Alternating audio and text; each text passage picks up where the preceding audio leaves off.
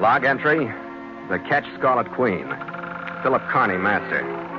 Position, 36 degrees, 9 minutes south, 153 degrees, 17 minutes east.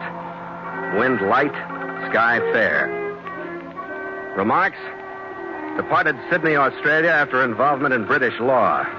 Reason for involvement, the Queen Anne pistols and the dealer on King George Road.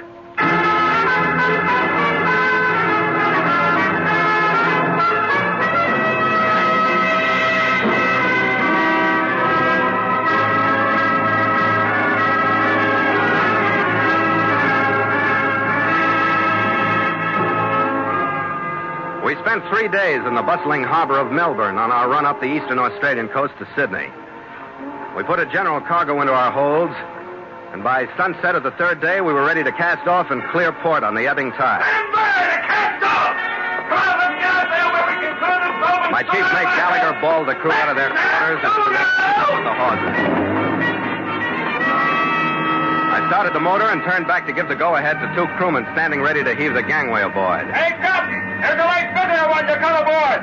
An undernourished-looking character in well-worn tweed stood on the dock near the gangway. He was waving a paper-wrapped box in my direction. Hey, Captain Carney, hold up. I've got a package I'd like to take you to Sydney with you. If you paid well. All right, bring it aboard. Thanks, Captain. I'm Leonard Bonney, Captain. I learned in the shipping office in the nick of time as how you was journeying to Sydney. Oh, did you clear the package through the office? Oh, yes, here's the papers. Uh-huh. I'd express it, you know, but they handle things so badly, and I'd like to have it delivered personally. To who? An antique gun shop at 272 King George Road, Sydney. Bloke's a fat gent named Arthur Worthing. He'll pay you handsome. That's fair enough. What is it? Yeah, just a small box, Captain. But have a care. It's holding a brace of 18th century pistols, and if the truth were known, Captain, more than one murder has been committed, not only by them, but over them. Well, pleasant voyage, Captain. Pleasant voyage.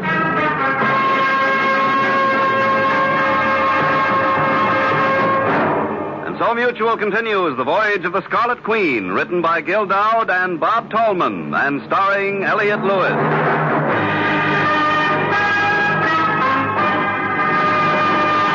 The Scarlet Queen, proudest ship to plow the seas, bound for uncharted adventure. Every week a complete entry in the log, and every week a league further in The Voyage of the Scarlet Queen.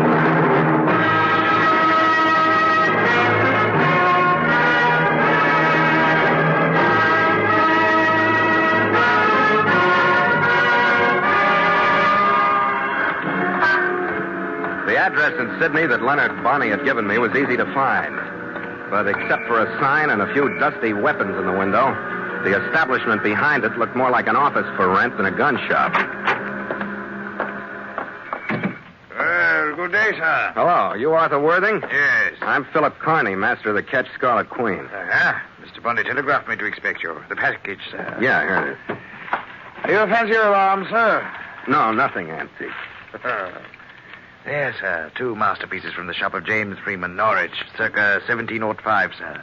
Perfect examples of the early gunsmith's art, sir.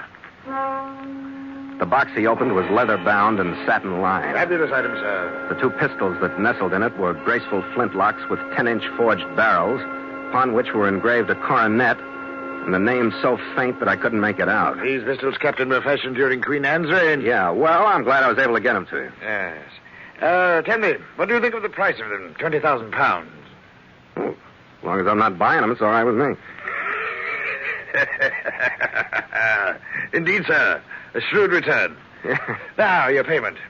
Considering the outlay of personal time and interest, shall we say the equivalent of $100, sir? No, that's more than enough, Worthing. Indeed, but there's a purpose behind my generosity. Oh? You're perhaps not familiar with the plots and counterplots of those who haggle over objects of extreme value. Secrecy is a most valuable adjunct. Do you follow? Yeah, I think so. That's why the pistols were shipped with me. Exactly. Now, if I were to step from this establishment, sir, to make the final transfer, my adversaries would become immediately aware of the presence of the Queen Anne pistols here in Sydney. Oh, and since I'm a stranger... Exactly. Your movements would mean nothing. Captain Carney, I will double the freightage price, sir, in advance, if you will carry the pistols upon the final crucial leg of the journey. Well? Where do they go? Splendid, Captain. Here you are, sir. Slightly more than the original figure. Yeah. It's about 2 pounds over. You want change? Bosh, sir. Hack fare and perhaps a splash on the way.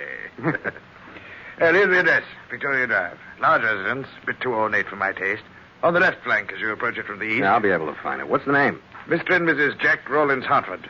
Ask for either one. But give the pistols to nobody else. Yeah, and the money for them, that 20,000 pounds? Sir. The collection of that is up to me. Tell them that either Mr. Bonney or myself will contact them at the earliest opportunity. Agreed? Well, that's fair enough. Oh, and one thing more, Captain. Yeah. You will be followed and watched, sir, until the delivery has been completed.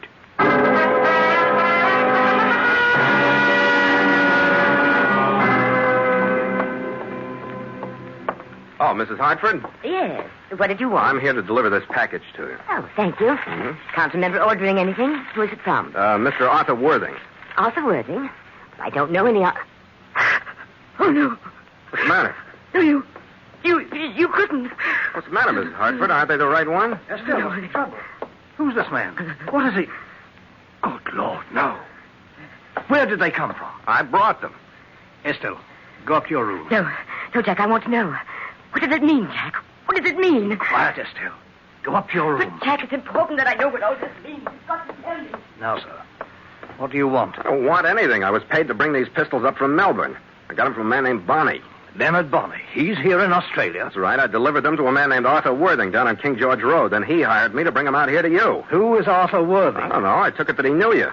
That you wanted to buy these pistols. That's what he said. And what is the sales price? It's 20,000 pounds, and they'll contract... 20,000. That's impossible. Bonney's insane. Oh, wait a minute, Hartford. What's the 45 for? Go back to Bonney and your Arthur Worthing. Tell them the price is too high for either of us. Tell them I'm reporting your visit to the police. Now get out. That's a good idea, Hartford, but after 5 minutes in this house, I don't need an automatic to make me want to leave. I didn't bother with the leather-bound box, but I scooped up the Queen Anne pistols, shoved them into my belt, and took the shortest route back to Arthur Worthing's gun shop on King George Road. I should have saved myself the anger I'd built up on the way. The place was not only locked, it was empty. And Arthur Worthing's sign had been replaced by another that said, Office for Rent, Inquire number 13, Grove Square. I decided not to.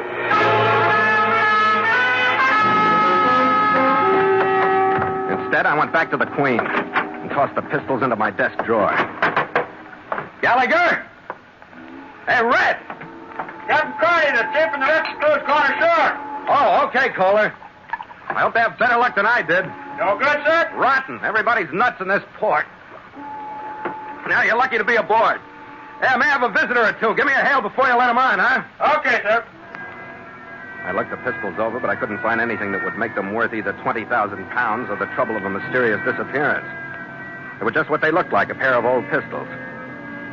Under a strong light, I did make out the engraved name that I hadn't been able to read when Worthing showed them to me. It was Hartford, as in Mr. and Mrs. Jack Rollins Hartford.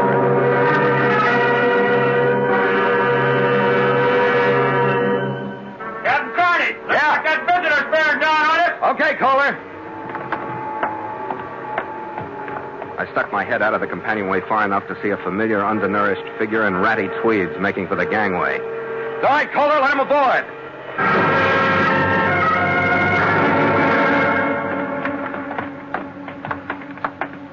Well, Mr. Bonney, come on in. What I had in mind, Captain, I want to talk to you. You got that wrong. I want to talk to you. Come here. Now, what's all this? I looked at too many guns today to let you keep one that I don't see. You let go of me. Sure. We'll feel a lot easier about one another with this Webley out in the open. All right, sit down. All right. What makes those Queen Anne pistols so important, Bonnie? Well, there's them that likes old things, you know. Worthing told you they was worth 20,000. Yeah, and more from what I've seen and heard. You shipped those pistols up from Melbourne with me and then arrived a few hours later yourself. Why? Because it wasn't healthy for you to arrive together? Blimey, you got an head on your shoulders, haven't you? Now, why don't you use it, matey? Harper didn't take them pistols, so you must still have them. What about handing them over? No. Yeah, no. What do you want, chum? A share for yourself? I might, but first I want to know how I can keep myself clear. I don't know why, but I know they're hot. That puts me in a bad spot. How do I know the local bobbies won't be calling on me? Come to think of it, I don't suppose you do know, do you? $200 of Worthing's money in your pocket for bringing the pistols and crawling on the Hartfords. I don't suppose you'd like it if they did. Now, would you, huh? Especially considering the stories Worthing and me would tell about you if we was pinched along with you. Who rehearsed you in that pitch, Bonnie? And where is the fat boy? Oh, he's waiting, patient at the hotel. Fetch the pistols, Captain, and we'll go find Without the pistols, Bonnie. I think I can talk louder if they stay right where they are.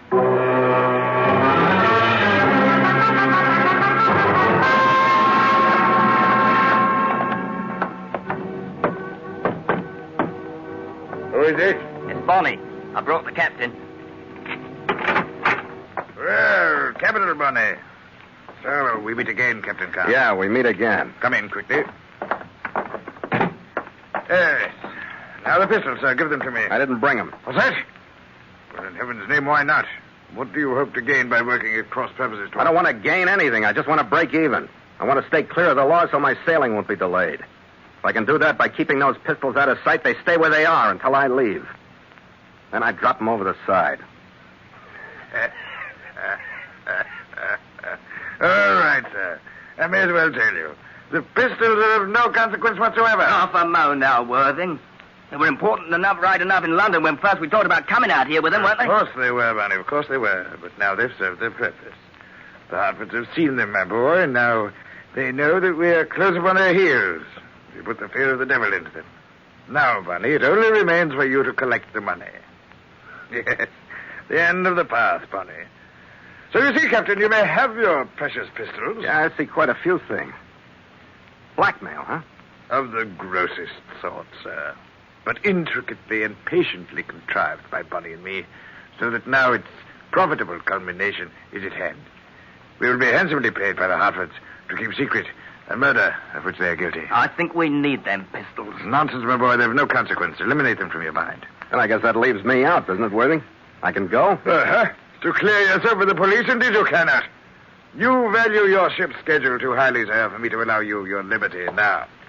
Now, we finish. We brought into such sharp focus. Now, see if the captain has come bearing arms, Bonnie, whilst I control him with my own. Right you are, and with pleasure, too. All right, you can save yourself the trouble. Well, just have a look to be sure. No tricks now. I hope the judgment will hold you in check, Captain. If he does not, I shall be forced to kill you. Upon my word, sir. I mean that. Save the threats, Worthing. Get this punk off of me. He's not carrying anything, not even a blade. What now, Worthing? Unless you really want to use that gun, don't push me too hard. Oh, come now, Captain. Change your attitude. I said what now, Worthing? I'm afraid, sir, that your ship is an ideal rendezvous for a final meeting between Mr. and Mrs. Hartford and myself. My ship? The city of this size? How far am I supposed to let you drag me into this? Surely, sir, since you have no choice. One more step is hardly a point over which to argue. And I will be alone with you. Perhaps you will find your chance to attack and overpower me. What do you think of that, sir? Maybe it'll be worth it. Hold on now, Worthing, hold on. Where will I be while this here meeting's taking place? You, Bonnie, will be right here, waiting word from me. When you receive it, you'll go straightway to the Hartford residence, where they'll be waiting for you with the initial payment of our £20,000. The game is won, my boy. Right you are, Worthing, and a long one it's been, too. Yes, indeed it has, Bonnie. What a splendid quest. Now the Hartfords will be waiting for my phone call, ready to purchase from us a peaceful future for themselves. Power, Bonnie. Power as is held by few men. The power to deal in freedom. Indeed, more than that, the power to sell life itself.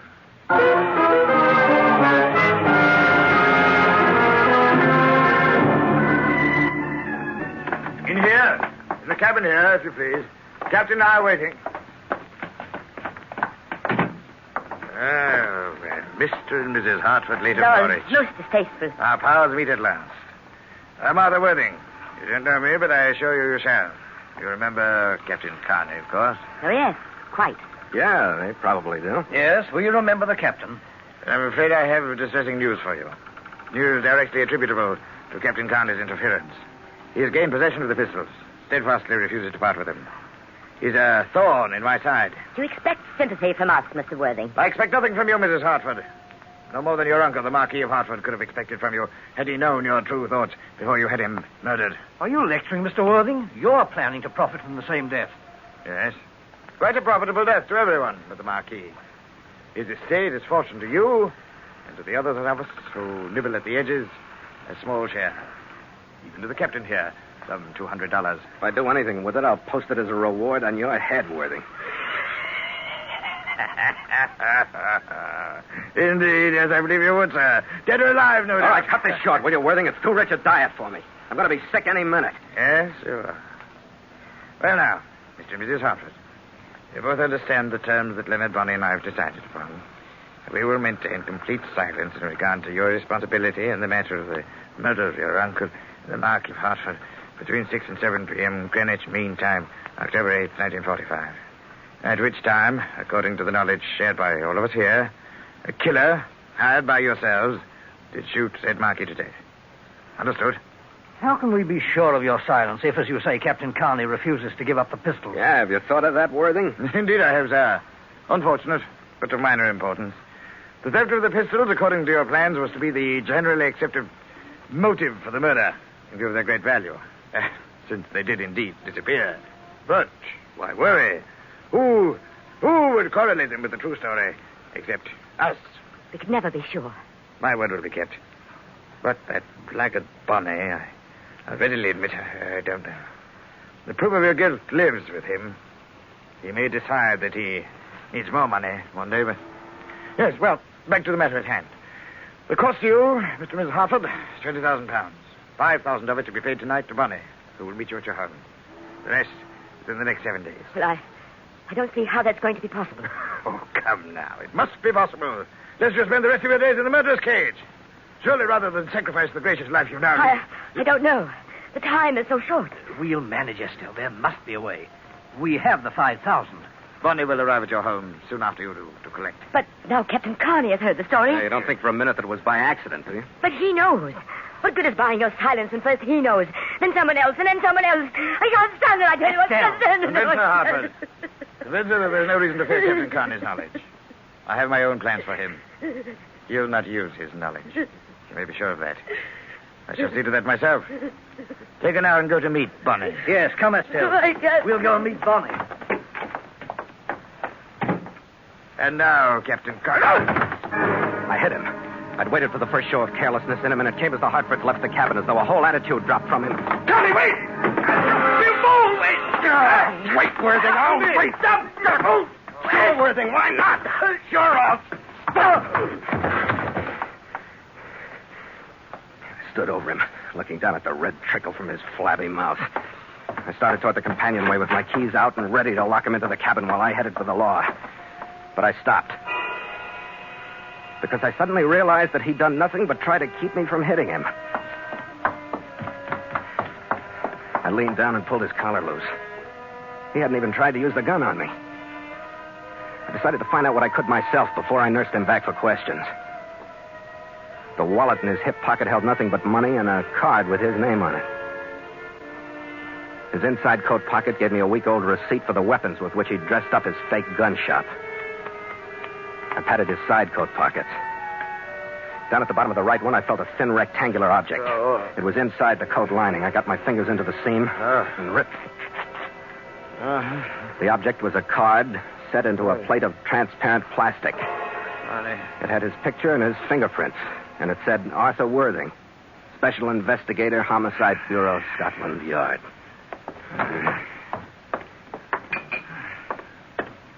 All right, come on, Inspector Worthing. Come on. Huh? Here, drink this. Attaboy. Rather strong.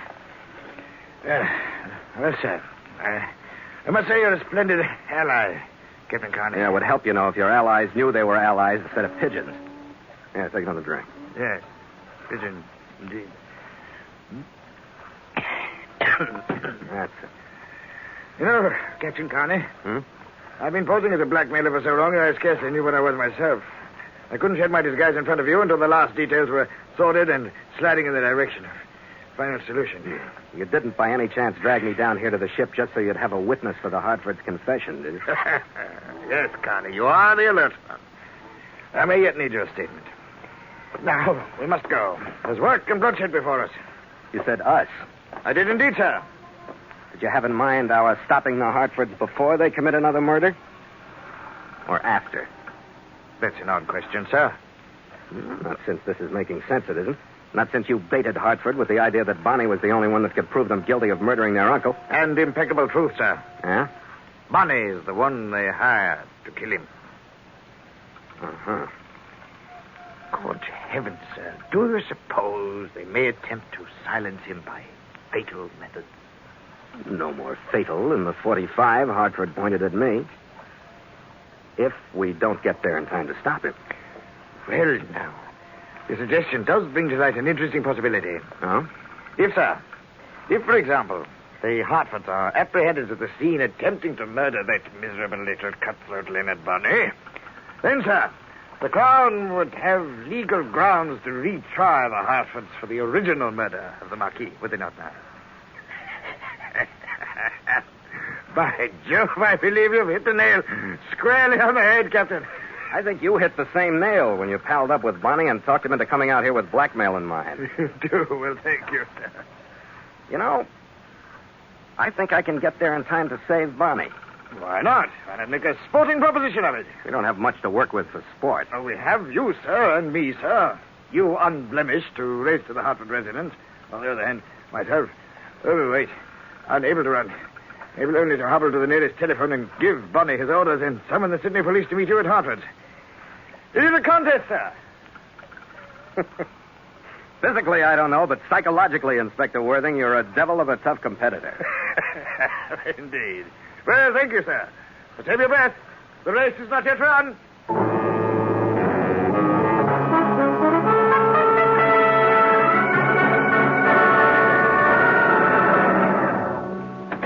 Here you are, driver. Thanks, Chump. Some evening to you. Yeah, good night. I dropped my cab a half a block down from the Hartford address.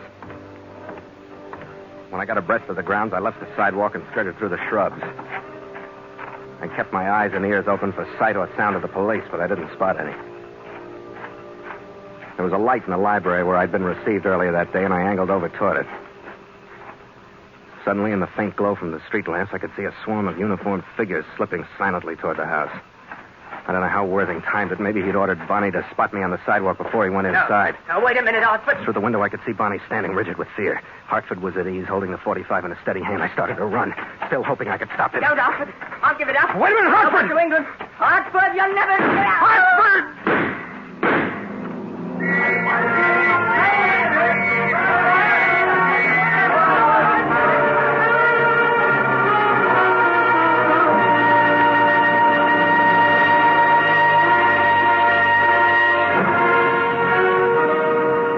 I saw Inspector Worthing only once more, when I took the Queen Anne pistols to him and watched him wrap them for shipment back to the Hartford estate in Norwich, England. By 3 that afternoon, we'd battened the hatches over a new cargo and headed out of Sydney Harbor into the Pacific wind.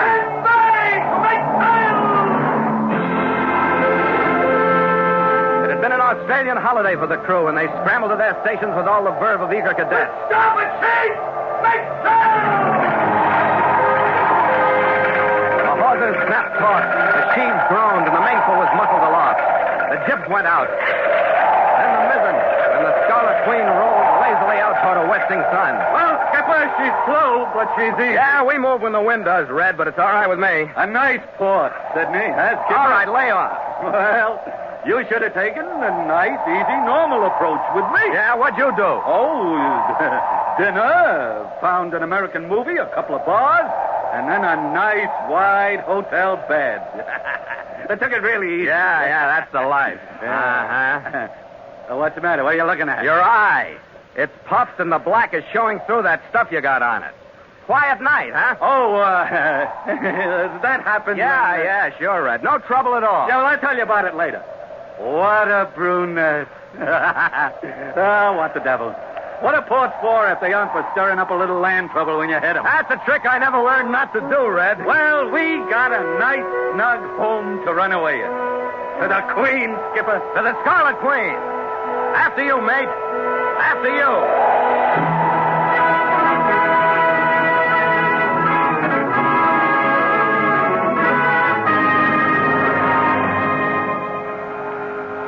Log entry, the Ketch Scarlet Queen, 5:30 p.m. Wind light, sky fair, sea calm with easy cross swell. Ship secure for night. Signed, Philip Carney, Master.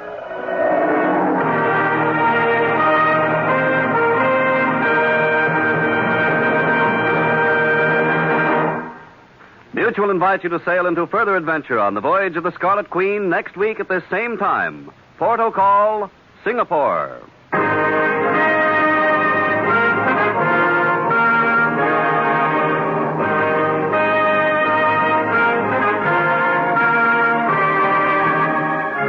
The Voyage of the Scarlet Queen stars Elliot Lewis as Phil Carney with Ed Max as Gallagher. And tonight featured Barry Kroger as Worthing.